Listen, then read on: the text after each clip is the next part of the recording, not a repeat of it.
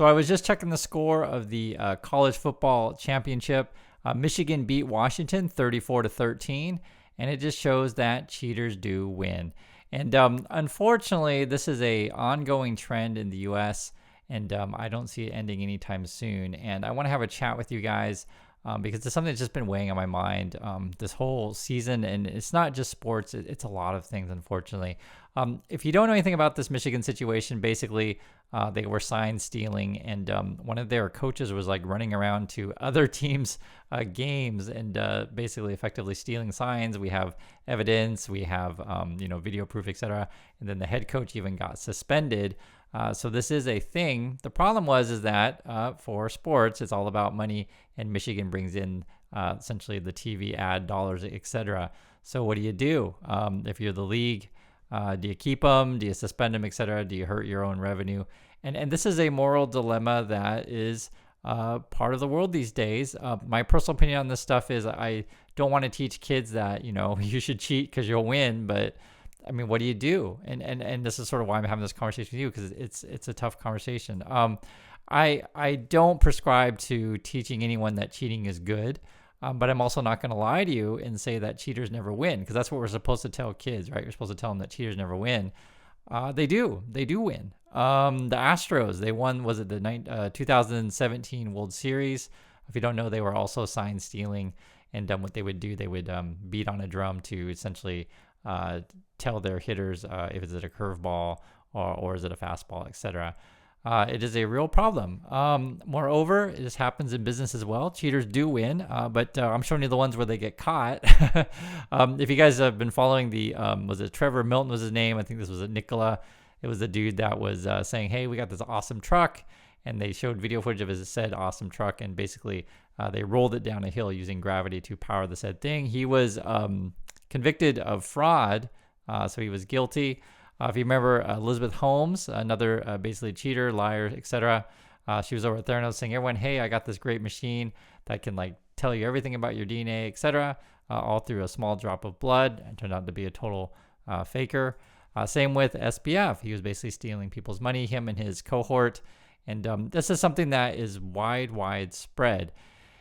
And unfortunately, and it's really hard to have these conversations because, again, you want to tell kids that cheaters never win, but sometimes they do. Sometimes they get caught. Sometimes they don't. I've been talking about this stuff for quite a long time. You can actually find an article. This is over on CoinDesk. I wrote about it on YouTube regarding all of the YouTubers that were promoting FTX. I encourage you to take a look at the op-ed that I wrote.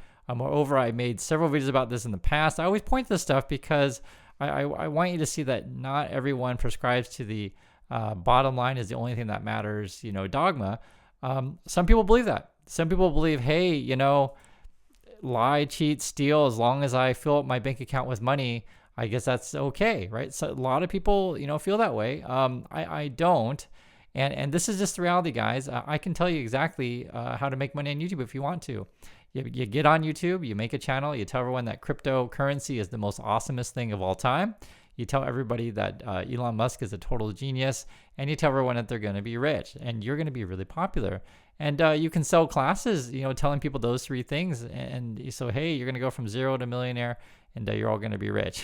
And it's like, it's painful. It's painful. It's painful that cheaters win the national college title, and it's painful that the most popular people on YouTube are frankly liars. There's no other way to put it. This is the other problem that we have on YouTube as well, is a lot of this culture to, why these kind of people can be successful is that you have these sort of basically, millions of people that want to be said cheater, want to be said fraud. Take a look at this. This is The Wolf of Wall Street. You guys know this movie. It's a popular movie. I hope you understand that this guy, Jordan Belfort, is a criminal. I hope you understand that. But, for most kids, they don't really think in that way. They just think, oh, wow, he's got a great life. He's played Leonardo DiCaprio. He gets to marry Margot Robbie, right? I mean, what else could you possibly want in life, right? I just hope you understand that these people are criminals and they do go to prison, etc. Other popular personalities on YouTube is people like Andrew Tate. He gets caught in all kinds of stuff, all kinds of things I don't even want to repeat on this channel, the things that he says, etc. But I get it. This stuff is really, really popular. My generation, everyone was all about Sean Combs' Puff Daddy. If you've been following this stuff, He's got all kind of things going on about him now. It looks like he's been abusing women for years. Not so great. And, the problem is, yeah, for many, many years, he was a winner in terms of money.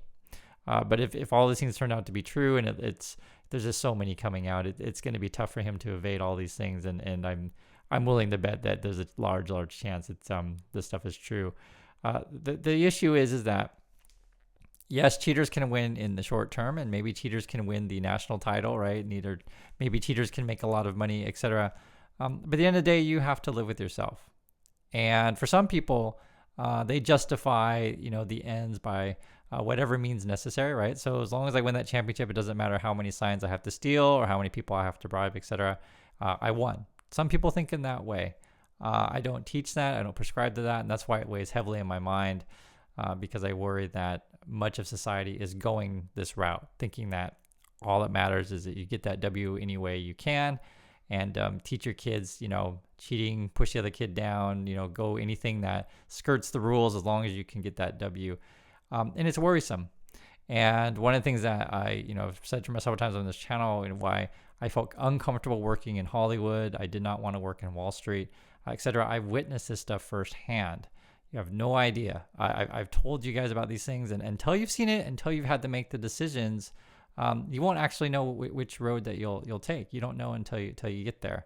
And a lot of people take the road, how can I say, that's very, very lucrative. That's the best way to say it.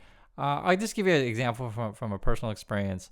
I was in a writing program, and it was a military thing. And I worked with a couple of women, and we had a mentor who was an older guy, worked on several TV shows, and he would invite the women out to dinner.